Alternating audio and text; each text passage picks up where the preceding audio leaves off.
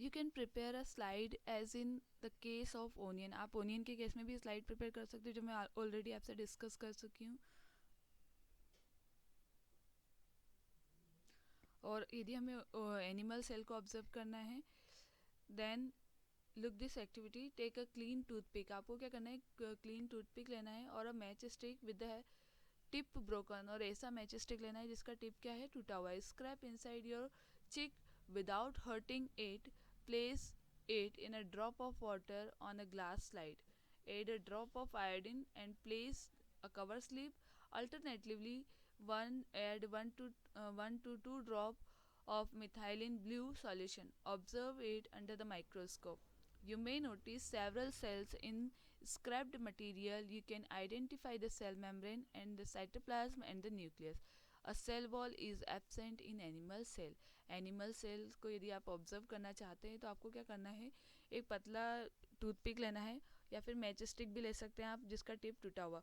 और आपको बिना किसी ज़्यादा अपने आप को तकलीफ दिए क्या करना है, अपने चिक से हल्की सी स्किन पार्ट को रिमूव करना है. रिमूव करने के बाद में हम क्या करेंगे, स्लाइड पर उसे रखेंगे. स्लाइड एकदम क्लीन होना चाहिए. और फिर उसके बाद में या तो आप आयोडीन की कुछ ड्रॉप्स डाल सकते हो, और in place you can use methylene blue solution. Then same thing we will repeat. We will cover this cell by using cover slip. और फिर हम उसके बाद में क्या करेंगे, उसको माइक्रोस्कोप में ऑब्जर्व करेंगे. और जब आप माइक्रोस्कोप में ऑब्जर्व करते हो तो आपको न्यूक्लियस भी दिखाई देगा, सेल मेम्ब्रेन भी दिखाई देगी, साइटोप्लाज्मा भी दिखाई देगी. But there is no cell wall, यानी प्लांट एनिमल सेल्स में सेल वॉल एब्सेंट होती है. अदरवाइज हमारी बॉडी में सेल वॉल होती तो हम भी एकदम हार्ड हो जाते ना. This is figure number 8.6, the structure of human chick cells. Here this one is nuclear membrane. The outer layer, outer membrane part of the nucleus is called the nuclear membrane, and this one is cell membrane which separate out cells from each other. And inside the cell there is fluid which is called cytoplasm. Students, the fluid which is present in nucleus is called nucleoplasm. nucleus के अंदर जो fluid होता है उसे nucleoplasm बोलते हैं. Now student, we will discuss about cytoplasm. It is the jelly-like substance present between the cell membrane and the nucleus. अगर हम बात करें तो ये जो साइटोप्लाज्म है एक जेली लाइक सब्सटेंस होता है जो कि कहाँ प्रेजेंट होता है, present between the cell membrane and the nucleus. यानी न्यूक्लियस और सेल मेम्ब्रेन के बीच में जो फ्लूइड है उसे ही कहते हैं, उसे ही बोला जाता है cytoplasm. Various other component or organelles of the cell membrane are present in the cytoplasm.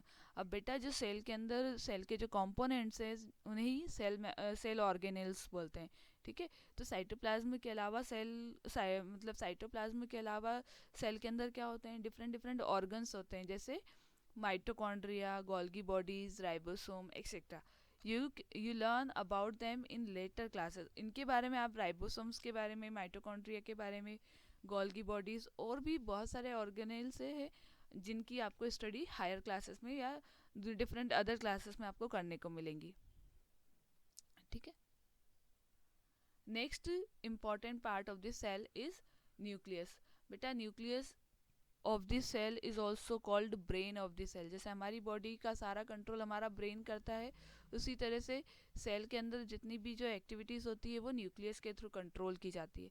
It is an important component of this living cell. It is generally spherical, located in the central of the cell. It can be studied and seen easily with the help of microscope. Nucleus is separated from the cytoplasm by a membrane is called nuclear membrane. आप लोग समझ गए होंगे कि जो nucleus है उसका shape कैसा है, स्पेरिकल होता है, सेंटर में लोकेटेड होता है. आप इसे इजीली स्टैंड कर सकते हो. स्टैंड मतलब हम इसको अगर डाई वगैरह यूज़ करते हैं तो वो आप उसको डिफ्रेंशिएट कर सकते हो कि ये न्यूक्लियस वाला जो स्ट्रक्चर है आपको इजीली दिख जाएगा. और दूसरी चीज़ यदि हम बात करें तो जो न्यूक्लियस है वो साइटोप्लाज्म से किस तरह से सेपरेट है, थ्रू दी मेम्ब्रेन. और उस मेम्ब्रेन को ही कहा जाता है जो न्यूक्लियस के चारों तरफ होती है, न्यूक्लियर मेम्ब्रेन. और this membrane is also porous and allow the movement of material between the cytoplasm and inside of the nucleus. जिस तरह से हमने बात करी थी कि प्लाज्मा मेम्ब्रेन पोरस होती है, उसी तरह से न्यूक्लियर मेम्ब्रेन भी कैसी होती है, पोरस होती है, जो कि कुछ मटेरियल्स को साइटोप्लाज्म से अंदर या बाहर जाने में अलाउ करता है। With the help of microscope of higher magnification, you can see smaller spherical body in the nucleus. अगर आप माइक्रोस्कोप का यूज़ करेंगे तो आपको माइक्रो न्यूक्लियस के अंदर भी स्मॉलर स्पेरिकल शेप की बॉडी ऑब्जर्व होगी, और उससे कहा जाता है न्यूक्लियोलस। यानी न्यूक्लियस के अंदर भी स्मॉल साइज की एक स्ट्रक्चर प्रेजेंट है जिसे न्यूक्लियोलस कहा जाता है। In addition, nucleus contains thread-like structure called chromosome. और यदि हम बात करें जो न्यूक्लियस है उसके अंदर भी थ्रेड लाइक स्ट्रक्चर होता है जिससे क्या कहा जाता है, chromosome. These carry genes and help in inheritance और transfer of characteristics from the parent to the offsprings. The chromosome can be seen only when the cell divides. Chromosome को हम तभी देख सकते हैं जब सेल डिवाइड होती है। बेटा मैं आपको इसका स्ट्रक्चर के थ्रू दिखाने की कोशिश करती हूँ। नेक्स्ट जो भी इसका स्ट्रक्चर आएगा हम उसके बारे में और एक बार डिस्कशन कर लेंगे। स्टूडेंट पहले जीन्स के बारे में देख लीजिए कि जीन्स है क्या। Gene is a unit of inheritance in living organism.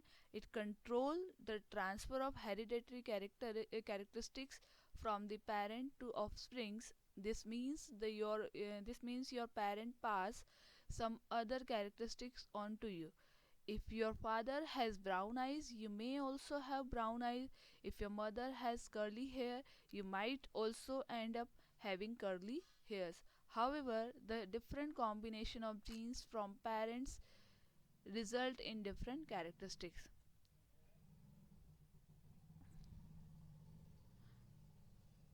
अब यदि हम न्यूक्लियस का रोल हमने देख लिया कि nucleus in addition to its role in inheritance act as control center of the activities of the cell. The entire content of the living cell is known as protoplasm. जितना भी जो cell nucleus के अंदर जो भी the entire content of a living cell is known as protoplasm. इसके अलावा जितना भी जो कंपोनेंट है ये सभी को हम क्या बोलते हैं, प्रोटोप्लाज्म बोलेंगे, जो कि न्यूक्लियस के अंदर प्रेजेंट होता है। ठीक है।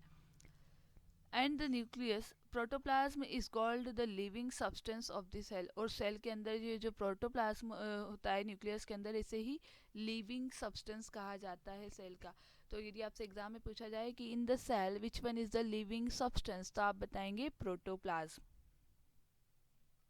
पहले wants to know if the structure of the nucleus is the same in the cell of plant, animal and bacteria। क्या न्यूक्लियस का स्ट्रक्चर प्लांट्स में, एनिमल्स में और बैक्टीरियाज में सेम होता है?